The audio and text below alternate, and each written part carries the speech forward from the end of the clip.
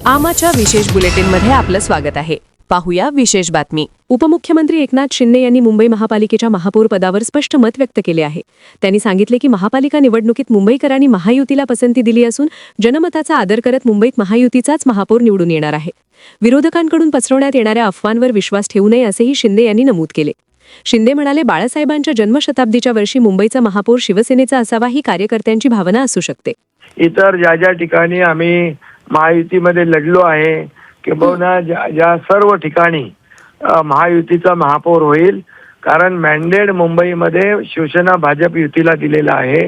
या अफवा ज्या आहेत त्या अफवा आहेत. या अफवांवर कोणी विश्वास ठेवू नये, कारण मुंबईतल्या जनतेने, मुंबई MMR मधल्या जनतेने महायुतीवर विश्वास ठेवलेला आहे. मॅन्डेट महायुतीला दिलेला आहे आणि आम्ही 2019 सारखं जनमताचा अनादर उबाटाने केला, अनादर केला आणि मॅन्डेट दिलेला असताना महायुतीला वेगळ्या प्रकारचं समीकरण केलं, वेगळी सत्ता स्थापन केली.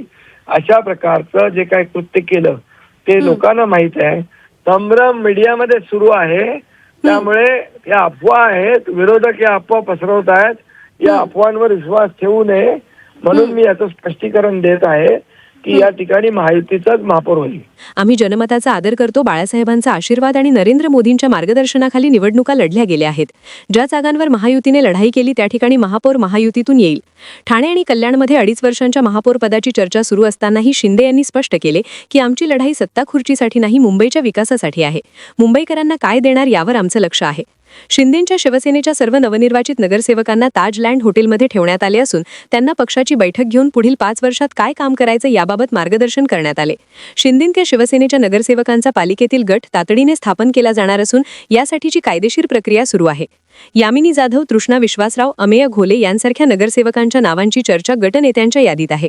या प्रक्रियेनंतर नगरसेवक फुटीबाबत निश्चिंत राहू शकतील. आमा चॅनलला लाईक करा, बातमीला शेअर करा, सबस्क्राईब फॉलो करायला विसरू नका.